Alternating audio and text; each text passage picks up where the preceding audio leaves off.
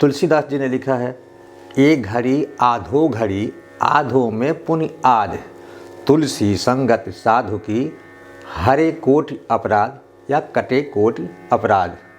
इसके अलावा पल भर के लिए कोई मुझे प्यार कर ले झूठा ही सही, या फिर पल दो पल का मैं शायर हूँ, पल दो पल मेरी कहानी है, पल दो पल मेरी हस्ती है, पल दो पल मेरी जवानी है, या फिर जिंदगी की न टूटे लड़ी और प्यार कर ले घड़ी दो घड़ी। तो घड़ी और पल, कितने समय का एक घड़ी कहते हैं और कितने समय को हम एक पल कहते हैं, तो इस वीडियो में जानने का प्रयास करते हैं। और इसके अलावा प्र उपसर्ग से बने हुए कुछ शब्द जैसे प्रसार, प्रसंग, प्रमाण, प्रदूषण, इन कुछ शब्दों का हम अर्थ भी जानने का प्रयास करेंगे।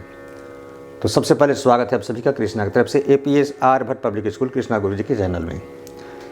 तो सबसे पहले जो है एक पल, तो एक पल यानी 24 सेकेंड, 24 सेकेंड को एक पल कहते हैं। अगर तुलसीदास जी ने तो कहा एक घड़ी आधो घड़ी, इसका मतलब क्या, तो एक घड़ी यानी 24 मिनट, इसका मतलब कि 24 मिनट या फिर 12 मिनट, 24 मिनट या उसका आधा 12 मिनट भी अगर हम संगत करते हैं, अच्छे लोगों की संगति में रहते हैं, तो हमारे जो है अपराध कट जाते हैं, यानी दोष जो है दूर हो जाते हैं। कहने का अभिप्राय ये है कि हम अच्छे लोगों की संगति में पा करके और हमें अच्छे बुद्धि विचार मिलते हैं। तो एक पल हो गया 24 सेकेंड और 60 पल की एक घड़ी, और एक घड़ी बराबर 24 मिनट। इसका मतलब कि अगर एक घड़ी के बाद चांद को दिखाई देना है, इसका मतलब कि 24 मिनट के बाद चांद दिखाई देगा। 2 घड़ी का मतलब 48। यहाँ हम जानते हैं कि प्रहर क्या होता है। प्रहर जो प्र उपसर्ग के लगने से बना है, यानी हर में क्या है, प्र उपसर्ग है। तो उपसर्ग क्या है, उपसर्ग वह शब्दांश होता है जो किसी शब्द के पहले लगकर उसके अर्थ को बदल देता है, और प्रत्यय क्या है, शब्द के अंत में लग करके अर्थ को बदलता है। तो उपसर्ग जो है, जैसे प्र है तो प्रहर, हर में प्र उपसर्ग लगा तो प्रहर हुआ, इसको हम पहर भी कहते हैं। बोलचाल की भाषा में इसको हम एक पहर, 2 पहर ही कहते हैं। तो प्रहर यानी 1/8 दिन, 1/डे, यानी तो 1 का 8वां हिस्सा। तो एक दिन में 24 घंटा, एक दिन में कितना हुआ, 24 घंटा। तो 24 घंटा का कितना, 8वां हिस्सा। इसका मतलब कि 24 और भागा 8 यानी 3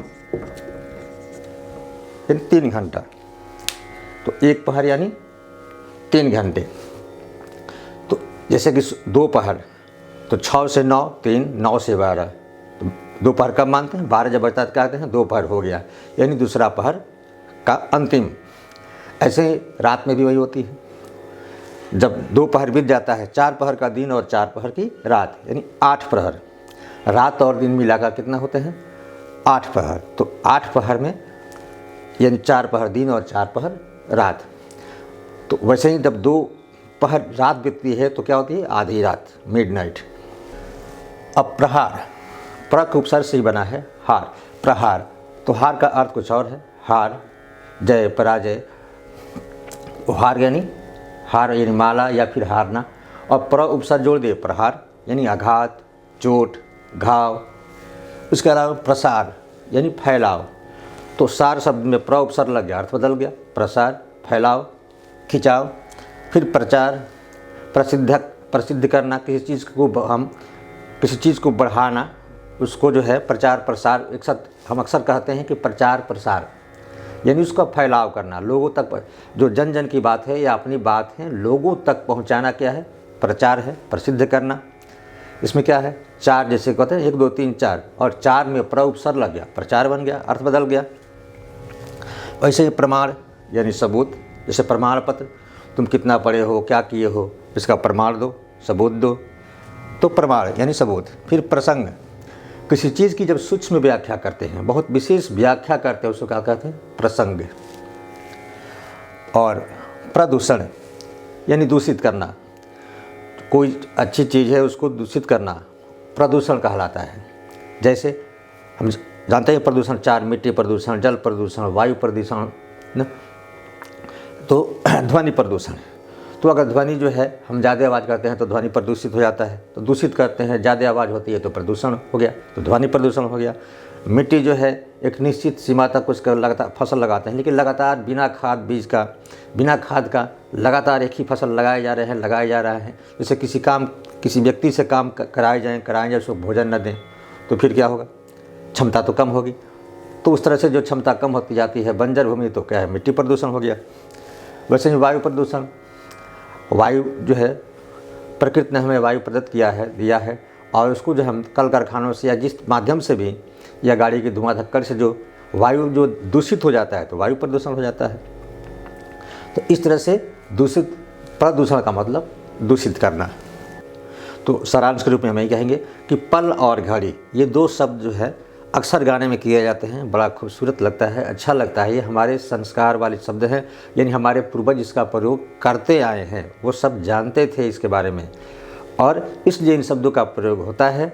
और इसके अलावे जो है और भी बहुत ज़्यादा जो शब्द हैं जो हमें पता नहीं है, क्योंकि हम अपने जो है पूर्वज की बातों को भूलते जा रहे हैं, और हम अपने पाश्चात्य यानी आधुनिक आज का जो माहौल है उसमें हम ढलते जा रहे हैं।